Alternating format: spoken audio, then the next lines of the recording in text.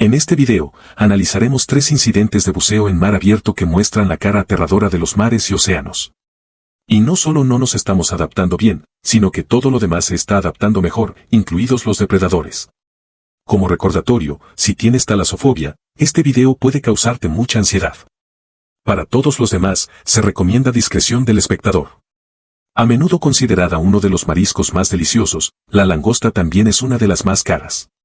Históricamente se consideraban un alimento consumido únicamente por el público debido a su disponibilidad y mala calidad. De hecho, cuando su población era mayor, con frecuencia llegaban a la costa, lo que los convertía en uno de los alimentos más fáciles de capturar. Sin embargo, debido a su lenta tasa de crecimiento, su población se ha reducido a solo una pequeña fracción del número causado por la sobrepesca. También son un poco más difíciles de capturar en grandes cantidades y de almacenar para un consumo seguro según los estándares alimentarios modernos. Existen algunos métodos modernos de cultivo masivo para capturarlas, como la pesca con redes o el uso de nazas para langostas, pero todavía hay algunas langostas capturadas comercialmente a la antigua usanza. Algunas langostas, como las langostas zapatilla, prefieren las grietas de cuevas y arrecifes y, por lo tanto, los buzos suelen capturarlas con redes de mano.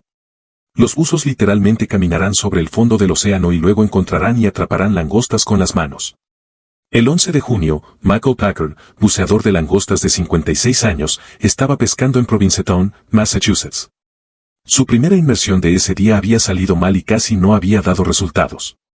Alrededor de las 8 de la mañana volvió a descender a una profundidad de 15 metros. Pero entonces, justo antes de tocar el fondo del océano, sintió un gran empujón por detrás, como si lo hubiera atropellado un camión, y entonces todo se volvió oscuro. Por un momento, Michael pensó que había sido atacado por un gran tiburón blanco, porque nada más podía ser tan grande. Luego palpó a su alrededor y se dio cuenta de que todo lo que lo rodeaba estaba hecho de músculos blandos. Fue entonces cuando se dio cuenta de que estaba en la boca de una ballena. Una ballena lo había agarrado por detrás y ahora intentaba tragárselo entero.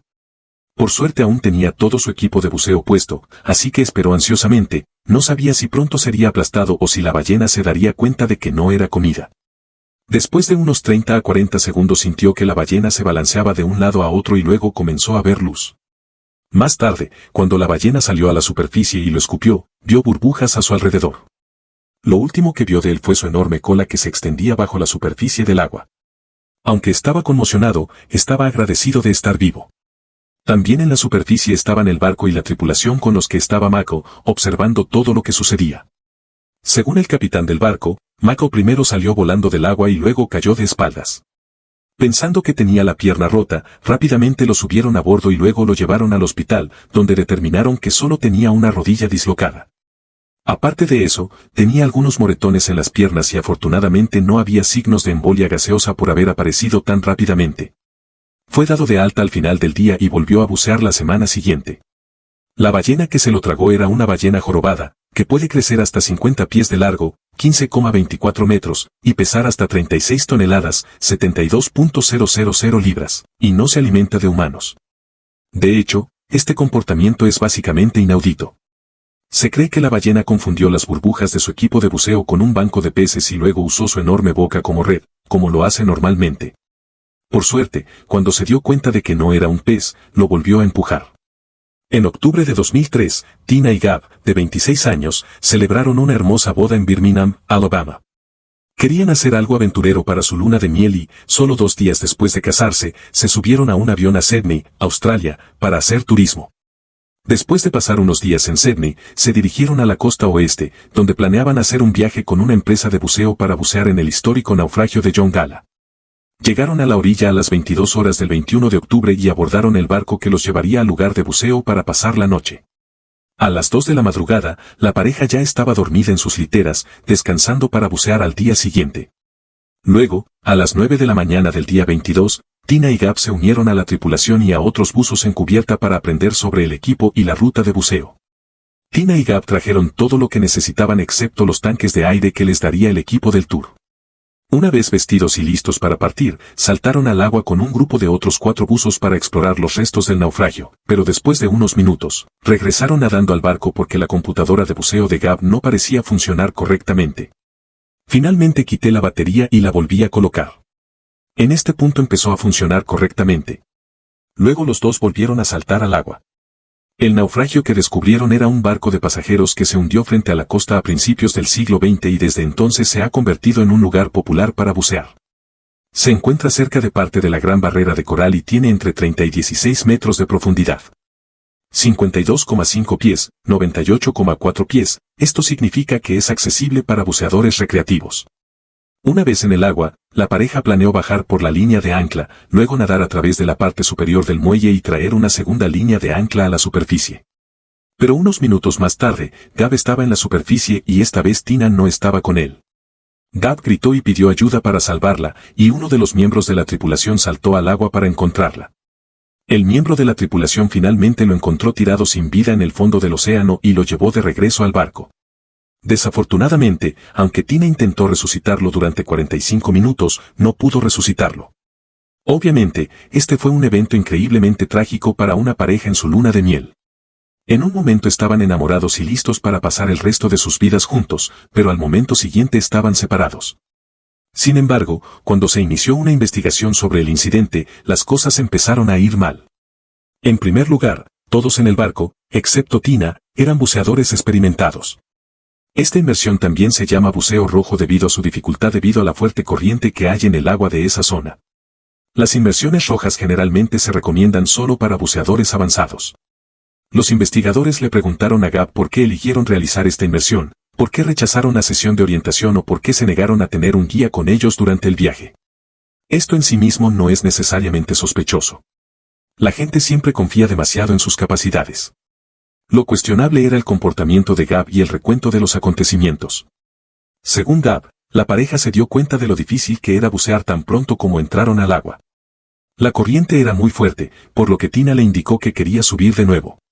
Gab le indicó que inflara el dispositivo de flotación para que pudieran volver a flotar, pero cuando intentó inflarlo no pasó nada. Gab afirmó que lo agarró y comenzó a tirar de él, pero al hacerlo accidentalmente golpeó el suelo. Enmascara tu cara. La soltó para arreglarlo y cuando pudo ver de nuevo, Tina estaba a 3,05 metros, 10 pies, debajo de él y se hundía rápidamente. Aunque Gab intentó alcanzarla con los brazos en alto, no pudo alcanzarla a tiempo. Fue entonces cuando salió a la superficie y pidió ayuda. El problema con esta afirmación fue que Gab no solo estaba certificado en alta mar, sino también un buzo avanzado, un buzo de rescate y un buzo experto. Lo que significaba que era extraño que él no pudiera ayudarla. Él podría ayudarla a inflar su dispositivo de flotación, o ella podría ir a darle aire después de hundirse. Lo que también resultó sospechoso fue que hubo inconsistencias en cada uno de sus relatos del evento. También pediría que le devolvieran el ordenador de buceo durante la investigación. Este dispositivo de pulsera rastrea todos los eventos de una inmersión, como la profundidad y el tiempo. Cuando la policía se negó a devolver el ordenador de buceo, Gab se molestó y discutió con la policía, e incluso se lo pidió por segunda vez. Más tarde se reveló que su relato contradecía lo que mostraba la computadora de buceo. Su historia también contradecía lo que otros buzos vieron ese día. Después de examinar el cuerpo y el equipo de Tina, la evidencia se volvió aún más sospechosa. Se determinó que Tina se había ahogado, pero el regulador todavía estaba en su boca. Su tanque también estaba todavía completamente lleno de aire y no hubo ningún mal funcionamiento en su equipo. Con base en toda esta información, esta es la secuencia de hechos que luego revelará la fiscalía. La pareja fue vista abrazada en el agua después de entrar al agua por segunda vez. Abrazo en el agua. De hecho, Gab fue descrito como un oso abrazando a Tina. Se cree que durante el abrazo, Gab cerró la válvula de aire y la abrazó hasta que se asfixió. Después de eso, volvió a encender el aire y observó cómo se hundía hasta el fondo. La computadora de buceo pareció confirmar esto porque el ascenso que se esperaba sería mucho más rápido de lo que realmente se registró, lo que sugiere que pudo haber estado deteniéndose para asegurarse de que la mujer estaba realmente muerta. Además, el ordenador de buceo supuestamente emitió un pitido antes de cambiar la batería. Esto no habría sucedido si no hubiera funcionado correctamente. Se cree que usó esto como excusa para alejar a Tina de los demás buceadores. La última parte de la historia fue una razón. ¿Por qué un marido recién casado tendría una razón para deshacerse de su esposa? ¿Por qué no te casas con él? Al parecer, según el padre de Tina, Tina le había dicho que poco antes de casarse, Gab le había pedido que aumentara la póliza de seguro de vida de su empresa al monto máximo y la convirtiera en la única beneficiaria. En Australia, Gab se declaró culpable de homicidio involuntario y fue sentenciado a 12 meses de prisión y una sentencia suspendida de 4 años. Luego de pagar esta cantidad, fue deportado a Estados Unidos, donde fue arrestado y acusado nuevamente. Sin embargo, este caso fue desestimado por el juez por falta de pruebas.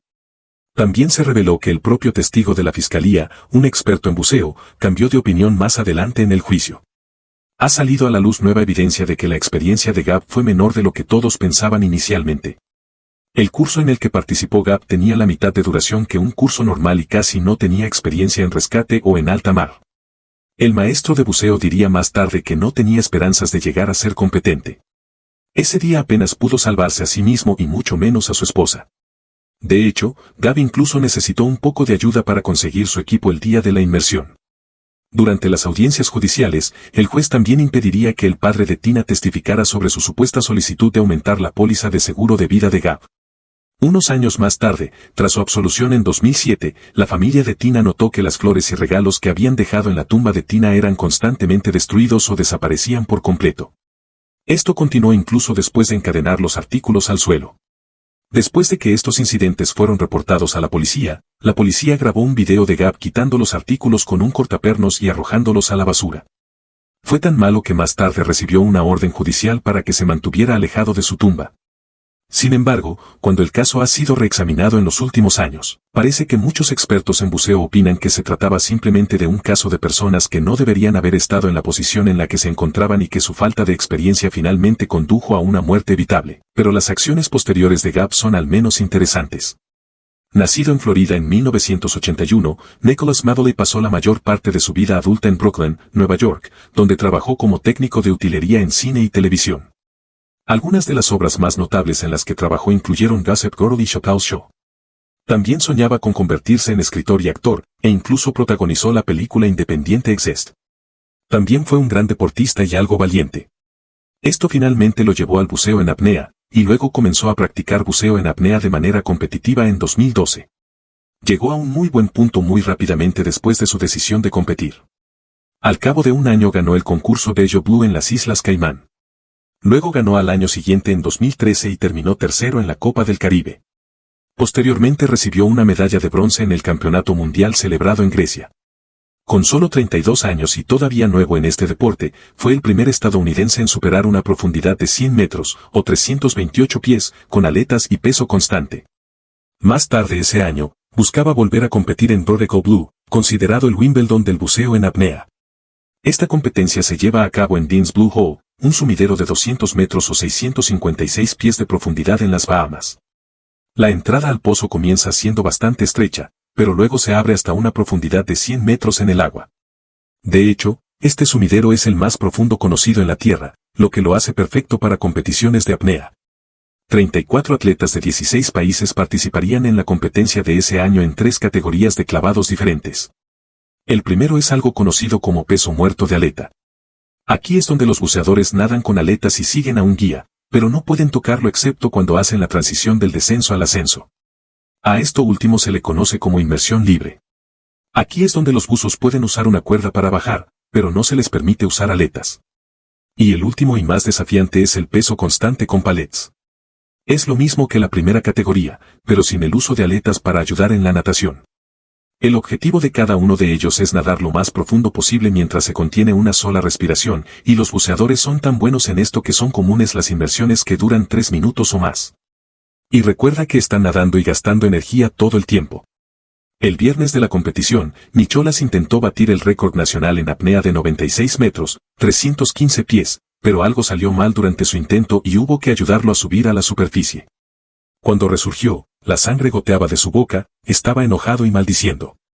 En el descenso pensó que se le había roto el tímpano y que, por tanto, ya no le permitirían competir. Por suerte para Nicholas, no explotó. Solo sufrió una dificultad respiratoria superior leve y pudo seguir compitiendo. Esta es una condición en la que algunos capilares estallan en profundidad debido a la presión y es bastante común en el buceo en apnea, generalmente resulta en una hemorragia nasal y no es tan grave, por lo que los buzos pueden continuar. El domingo intentará un récord diferente en la categoría de peso constante sin aletas, alcanzando los 72 metros sin aletas. Ahora bien, quizá valga la pena contextualizar exactamente cuán profundo y desafiante es esto. La piscina promedio tiene aproximadamente 8 pies o 2,4 metros de profundidad. Una piscina de tamaño olímpico tiene 10 pies o 3 metros de profundidad. Y Nicholas intentaría nadar 72 metros o 236 pies de profundidad de una sola vez. Al mediodía, justo antes de su intento, estaba tumbado boca arriba en el agua con los pies sobre un fideo, intentando relajarse lo máximo posible.